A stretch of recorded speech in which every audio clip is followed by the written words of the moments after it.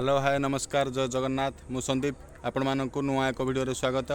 आज आम आसी जाइए डेरास डैम डैम टी चंदका दमपरा हाथी अभयारण्यर मुख्य जलभंडार भाव में गणाए। डैम पाखक जावाई आपण मैंने फायर स्टेशन छकठू कलिंग स्टूडियो छक ही चंदका छक दे जापरे नहले आपण मैंने सम हॉस्पिटल ही नुआगा छक दे जापरे किंतु चंदका छक दे जाउथवा रास्ताटी 2-3 किलोमीटर कम हबो और भल रास्ता आपण मैंने आपणकर सांग और परिवार को नहीं भोजी करने चाहिए तार समस्त सुविधा एठारे अछि।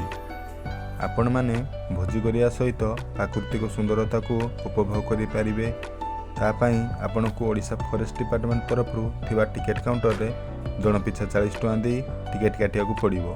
किंतु आपण मैंने जदि 10 जन कि ताठारो अधिक जनर एका बेले टिकेट काटिबे ताहाले जन पिछा 25 टका लागिबो। आ सहित जदि एठी सफारी मजा नापी चाहिए से टिकेट काउंटर रे 8 सीटर 1 घंटा 1000 टंका और 12 सीटर 1 घंटा 1500 टंका दे टिकेट काटिया पड़िबो।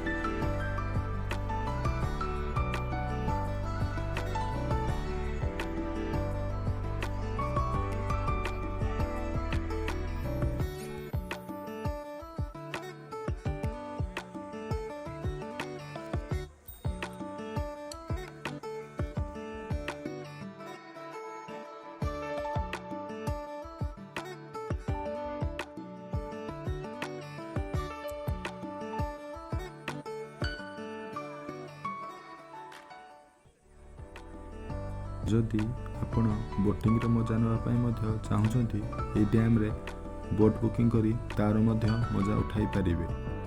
डैम देखापी हेले आपण मानक टिके जल्दी आसवाई पड़ो कारण जदि भोजी प्लान करुँचे ताहले सकाळु आसबे किंतु खाली बुलियापाई आसिले भी जल्दी आसवा पड़ो कारण ये डैम टी सकाळ 8टा ରୁ 5टा जाए खोला रोचे। जदि चाहिए एठू जल्दी बुली सारी आर 10 किमी दूर रे झुमुका डैम अच्छी ताकू मध्य बुली पारिबे।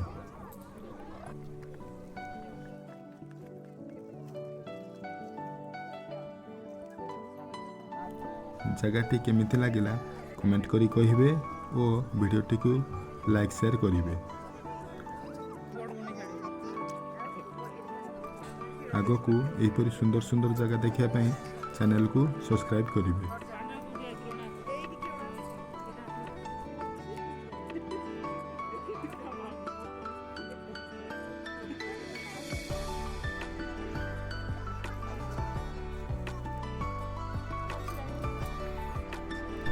आज ये रोचे कारण आमर पुणी देखा गोटे सुंदर जगार से पर्यंत मत विदाय दिंतु बाय।